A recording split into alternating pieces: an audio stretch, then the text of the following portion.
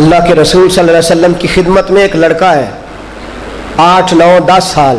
یہ شارحین نے عمر لکھی ہے, حدیث میں عمر نہیں, بلکہ میں عمدۃ القاری دیکھ رہا تھا تو انہوں نے کہا نہیں 14 سال عمر تھی. 14 سال کا ایک لڑکا یہودی کا حضور کی خدمت میں آتا تو آ کے نبی پاک کی خدمت کرنی شروع کر دیتا.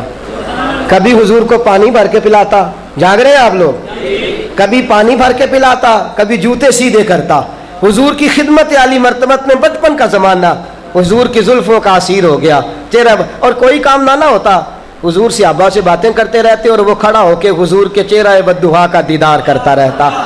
رسول پاک عمر کتنی ہے 14 سال, عشق لگا سی کھیڈا کھیڈ دینو تے کھیڈا بھول گئیاں, کجل پایا سی یار دے ویکھنے نو, پھر او دی یاد وچ روندیاں ہی ڈول گئیاں.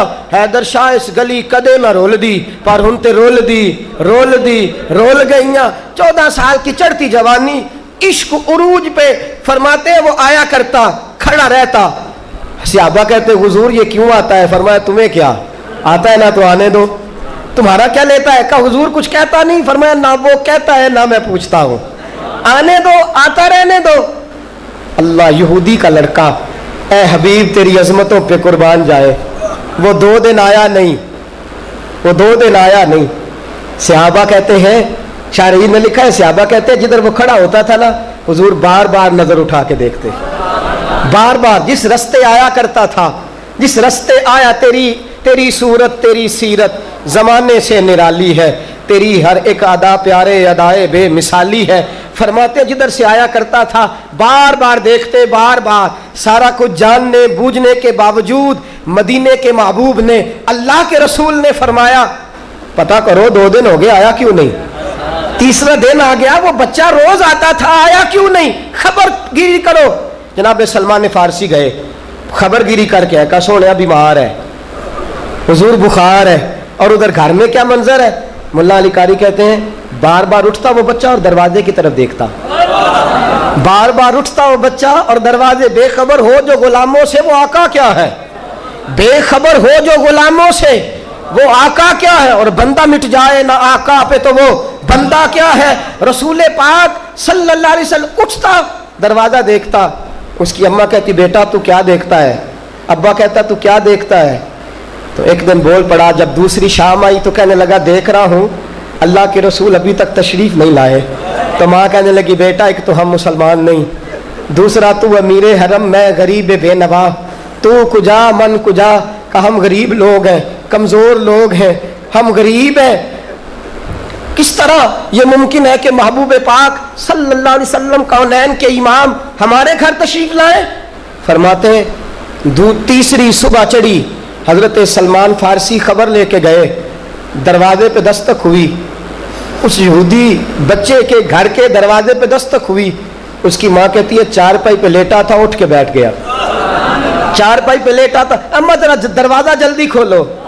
تو ماں بھی کلمہ نہیں نہ پڑھا, حضور کی محفل نہیں نہ دیکھی, ابھی مصطفیٰ کے رنگ ڈھنگ جانتی نہیں. کہنے لگی بیٹا وہ نہیں آئے ہوں گے جن کا تو انتظار کر رہا ہے, تو لیٹ جا میں کھولتی ہوں. دروازہ کھولا تو ماں اور باپ کہتے ہیں ہمارے پیروں کے تلے بھی زمین نکل گئی, جھکی جھکی نظریں, بددعا کا مکھڑا, واللیل کی زلفیں, خوبصورت انداز, دھیما لہجہ, سر سے لے کر پاؤں تک تنویر ہی تنویر ہے, جیسے منہ سے بولتی قرآن کی تفسیر ہے. سوچتی تو ہوگی دنیا مصطفیٰ کو دیکھ کر وہ مصور کیسا ہوگا جس کی یہ تصویر ہے. رسول کریم دروازہ اطہر پر کہتے ہیں ہمیں یہ بھی ہوش نہ رہا کہ حضور کو اندر آنے کی دعوت دے. نبی کریم نے فرمایا ہمارا دوست کدھر ہے؟ توجہ نہیں فرمائی آپ نے میرے جملے پہ, کہا ہمارا دوست کدھر ہے؟ ماں باپ یوں کھڑے ہیں, دونوں ہٹ گئے. اور جب رسول پاک نے اندر قدم رکھا تو جم کے رویا وہ بچہ. اور اے بچے کیا تیرے نصیب ہیں, کیا رنگ ہیں, کیا انداز ہیں, اور کیا طریقے ہیں.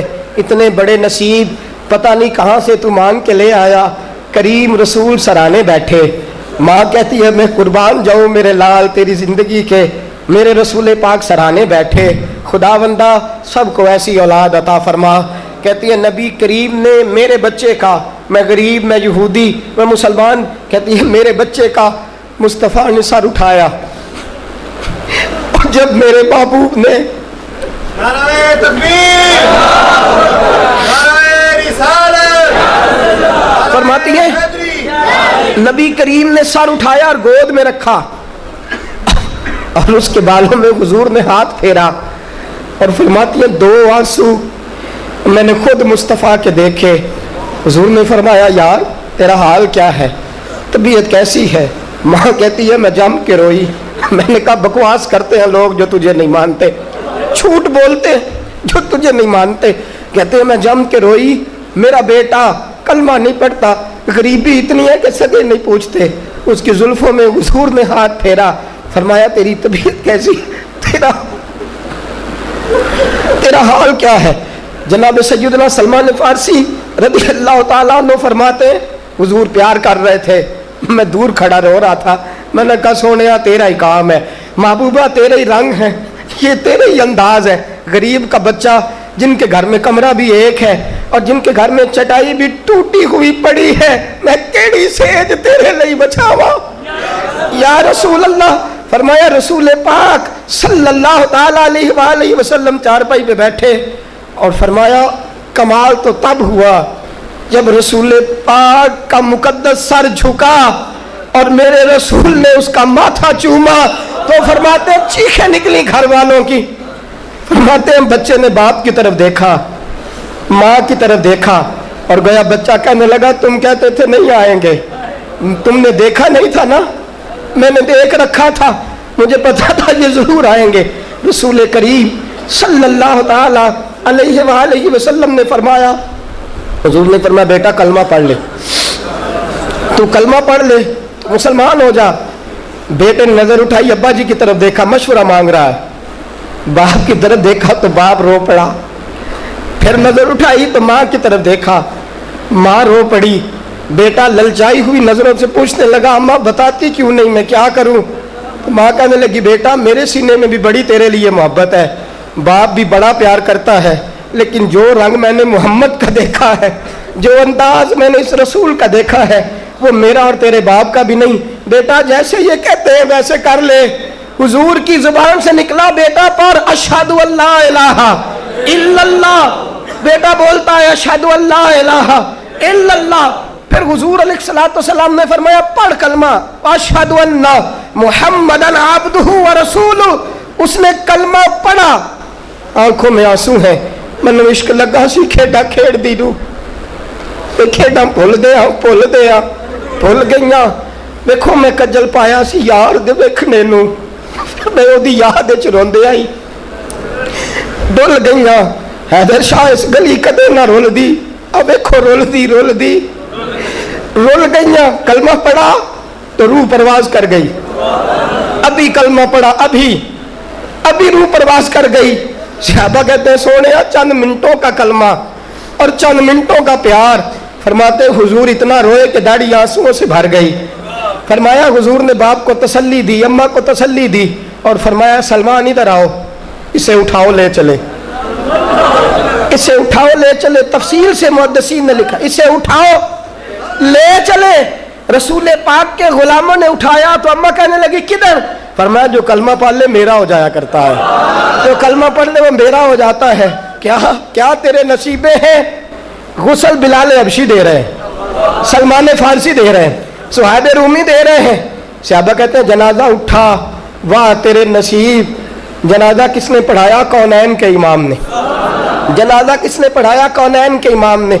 तेरी चंद लम्हों की खिदमत बाद मरन दे मुखड़ा मेरा हो जावे जे ताजा, समझ लेना महबूब मेरे ने आन पढ़या जनाजा, और ये आरजू नहीं के दुआएं हजार दो, बस पढ़ के नबी की नात कब्र में उतार दो।